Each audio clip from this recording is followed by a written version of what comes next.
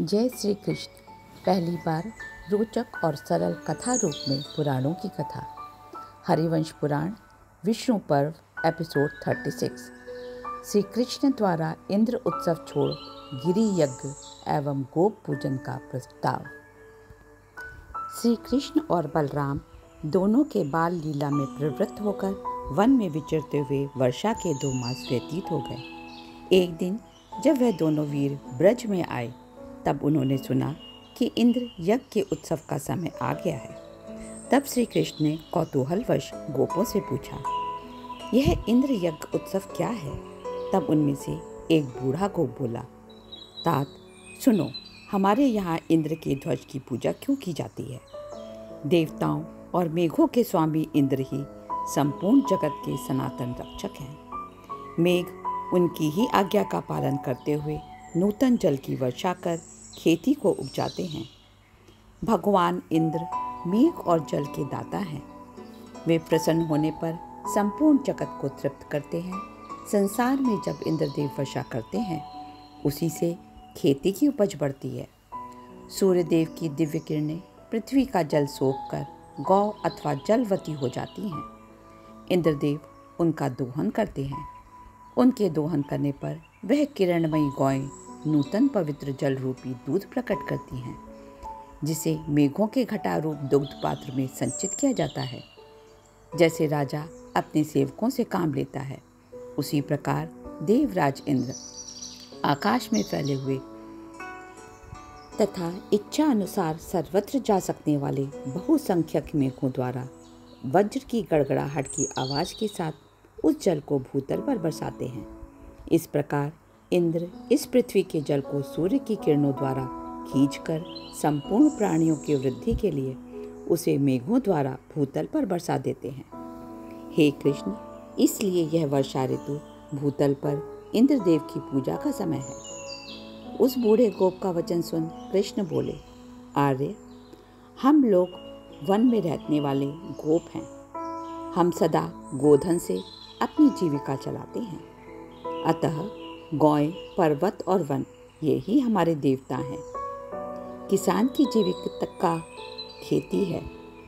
व्यापार करने वाले वैश्यों की जीविका वृत्ति है खरीद बिक्री, और हम लोगों की सर्वोत्तम जीविका है गौओं का पालन। जो जिस विद्या से युक्त है उसके लिए वही सर्वोत्तम देवता है। जो मनुष्य एक व्यक्ति से फल लेकर उसे भोगता है और दूसरे का आदर सत्कार करता है, इस लोक और परलोक दोनों में ही वह अनर्थ का भागी होता है। ब्राह्मण लोग मंत्र यज्ञ में तत्पर रहते हैं। किसान सीता यज्ञ करते हैं, अर्थात खेतों को अच्छी तरह जोतते और हर पूजन करते हैं। अतः हम लोगों को इस वन में गिरि यज्ञ करना चाहिए। गोपगण, इस विषय में मेरा तो यही सोचना है। आप लोगों का क्या विचार है? वह गोवर्धन पर्वत ही हमारे देवता हैं। हमें उसकी और इन गौओं की विशेष रूप से पूजा करनी चाहिए। कृष्ण की बात सुन गोप बोले, प्रभु, तुमने तो जो गिरि यज्ञ के विषय में बात कही उसका उल्लंघन कौन कर सकता है? तात, आज से इंद्र यज्ञ का उत्सव स्थगित हो गया। अब यह शोभा संपन्न गिरि यज्ञ जिसे तुमने चालू किया है गौओं और गोपों के हित के लिए संपादित हो। दूध से भरे सुंदर सुंदर पात्र एकत्र किए जाएं। कुओं पर सुंदर सुंदर घड़े स्थापित किए जाएं। बड़े बड़े कुंडों को दूध से भर दिया जाए। भक्ष्य, भोज्य और पेय सब कुछ तैयार कर लिया जाए। भोजन कराने योग्य जो गाय भैंस आदि जो ब्रज के पशु हैं उन्हें बड़े आदर के साथ उत्तमोत्तम पदार्थ खिलाए जाएं, और इस प्रकार समस्त गोपों के सहयोग से संपन्न होने वाले इस यज्ञ का आरंभ हो। फिर तो सारा गोकुल हर्षोल्लास में मग्न हो गया। गौओं से भरा हुआ श्री कृष्ण का गौ यज्ञ आरंभ हो गया। नाना प्रकार के गंध, माल्य तथा भांति भांति के धूपों से वह यज्ञ सुशोभित होता था। ब्राह्मणों सहित गोपों ने एक शुभ तिथि को उस यज्ञ का अनुष्ठान आरंभ किया। यज्ञ के अंत में स्वयं श्री कृष्ण ही माया से पर्वत के अधिष्ठाता देवता बनकर उस अन्न, दूध, दही और फलों का भोग लगाने लगे। उस यज्ञ में श्रेष्ठ ब्राह्मणों को अन्न दान से और दक्षिणा से संतुष्ट किया गया। यह ज्ञान स्नान के समय गिरिदेव के रूप में प्रकट हुए श्री कृष्ण अपने को अर्पित किए गए भोज्य पदार्थों को खाकर और इच्छा अनुसार दूध पीकर बोले, मैं पूर्णतः तृप्त हो गया।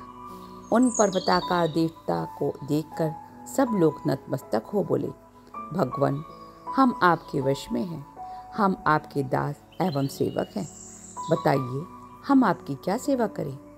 तब भगवान ने पर्वत से प्रकट हुई वाणी द्वारा उन गोपों से कहा, यदि तुम लोगों में दया भाव विद्यमान हो तो तुम्हें आज से गौ के भीतर मेरी पूजा करनी चाहिए।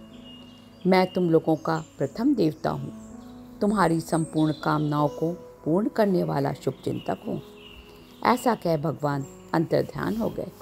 फिर सब गोप और श्री कृष्ण ब्रज को वापस चले गए। इधर अपना उत्सव रोक दिए जाने के कारण इंद्र को बड़ा क्रोध आया।